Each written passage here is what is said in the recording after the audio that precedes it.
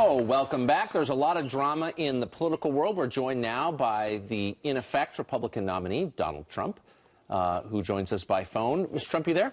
Good morning. Good morning. Good morning. So I want to run the latest poll numbers by you. This is the new Washington Post ABC News poll showing that you lead Hillary Clinton among registered voters by 2 points in the margin of error, 46 to 44.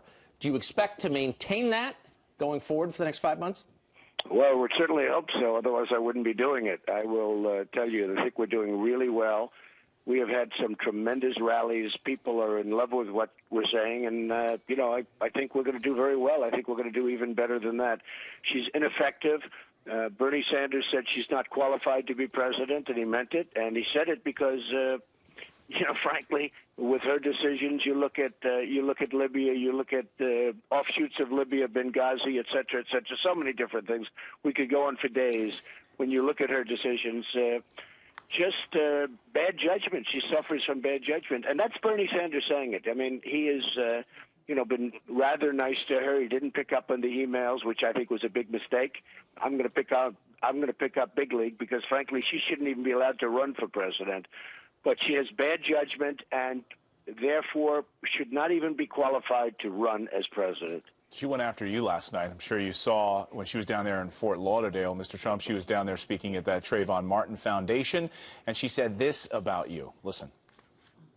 Donald Trump said that in his very first hour as president, heaven forbid, he would overturn President Obama's actions to strengthen background checks. He said that also on his first day in office, he'd mandate that every school in America allow guns in classrooms.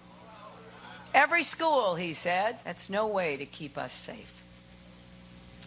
If you want to imagine what Trump's America will look like, picture more kids at risk of violence and bigotry. Picture more anger and fear. Wow. Those are harsh words. She says Trump's America will picture more kids at risk with violence and bigotry. What do you say to that? Well, first of all, they're just words. She reads off a teleprompter. You notice she's reading off a teleprompter. She always does. She really doesn't have her own words. And she talked about guns in classrooms. I don't want to have guns in classrooms, although in some cases teachers should have guns in classrooms, frankly, because teachers are, things that are going on in our schools are unbelievable. You look at some of our schools, unbelievable what's going on. But I'm not advocating guns in classroom. But remember, in some cases, and a lot of people have made this case, teachers should be able to have guns. Trained teachers should be able to have guns in classrooms.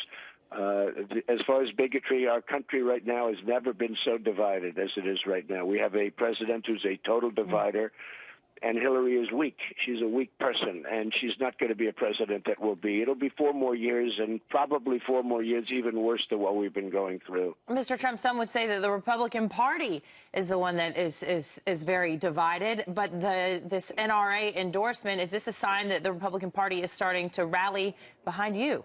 Well, I was really honored to get this endorsement, Anna. I went there. I was the keynote speaker, and I went to make a speech, frankly, to the NRA. We had a tremendous crowd. I don't know, it had to be close to 10,000 people, and they were giving standing ovations for every other sentence. It was an amazing, energized crowd, and before I went out, they announced that they were endorsing me, and I believe they've never done that to a candidate that hasn't even gone through the convention yet. We have a convention coming up in a little while, right? And we haven't gone through the convention. They've never done this before, and in some cases, they don't even endorse. They're a tough endorsement.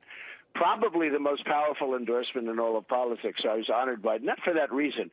I was honored because they are really tremendous American people. These are great Americans. They love the country. They want, beyond guns, they want our country to be great again. They want America to be great again. I mean, it's like my theme.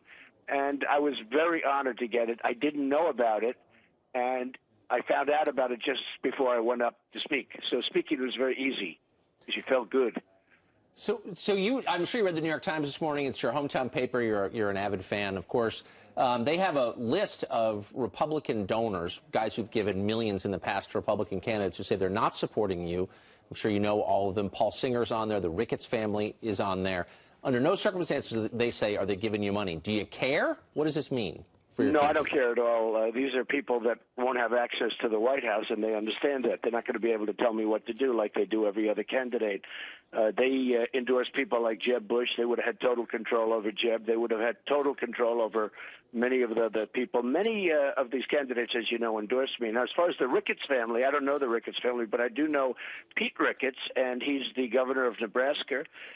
And he endorsed me, and in fact, he introduced me at my speech when I was in Nebraska.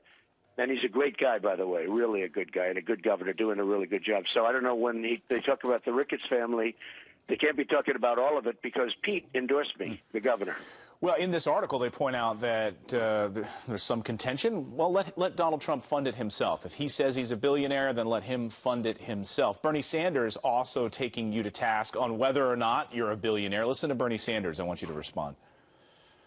The American people also understand that Donald Trump cannot and will not ever become president of the United States.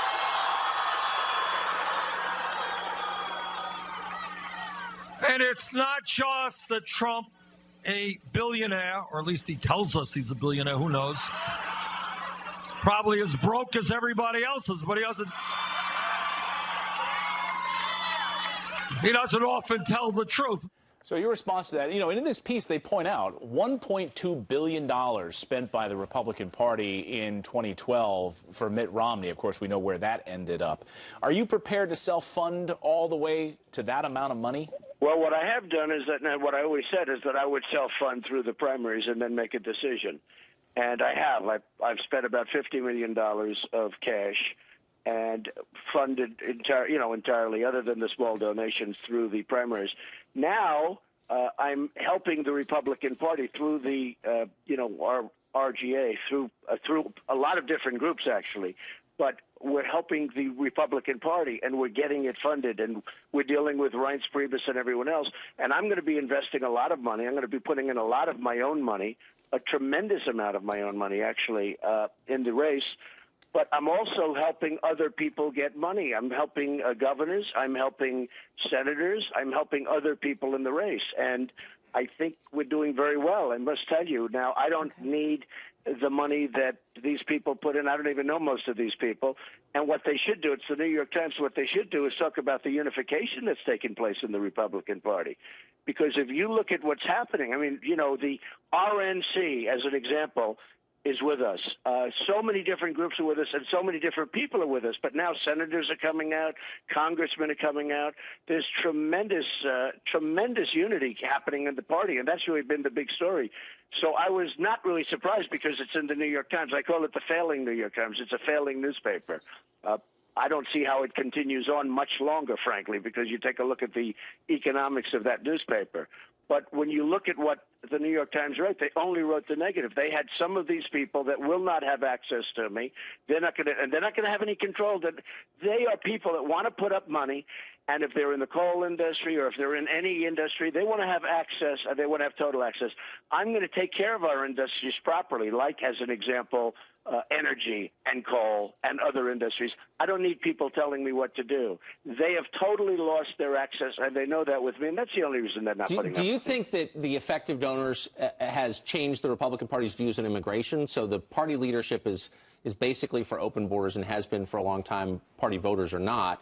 Do you think that's because big donors on the Republican side are for more immigration? I think you have two views on it. I'm for very strong borders. I'm for the wall. I'm for a lot of things. And Mexico will pay for the wall, by the way, just in case you had any question, without doubt. But I am for strong borders. I'm also for people coming into the country. Lots of people coming into the country, but they're going to come in legally. But a lot of the people that you're mentioning, the donors, don't want that. They want people to come in for other reasons. I mean, you have to ask them what their reasons are. But I don't think that's the primary reason. I think the reason is they have no control over me. I'm going to do what's right for the country. They have absolutely no control. As far as wealth is concerned, I borrowed $1 million. The company's worth more than $10 billion. I filed my papers about a week ago, and everybody is amazed at the numbers. I'm very liquid. Now, to to finance $1 billion, I'd have to sell a building. I'd have to do something, like that. Will I do that? I could. I have the option of doing it. I also have a lot of cash and a lot of cash flow. But would I do that? I don't know. I have the option of doing it. But I'm raising money for the RNC. I'm raising money for other Republican groups. Yeah. I'm raising money for people running for the Senate and for people running for Congress. I'm raising a lot of money for other people. Also included in RNC, we're going to work together. And they have a great network. They built a great network, which we need. They built over years. They built a network in cities and in states throughout the country. You can't do that in a period of 2 or 3 weeks. We have to start right away. So I'm raising a lot of money for a lot of people that are running as Republicans, and I would much prefer, if I win, getting in there and having a Senate and having Congress where we have the majority. And right now, it's going to be some close races.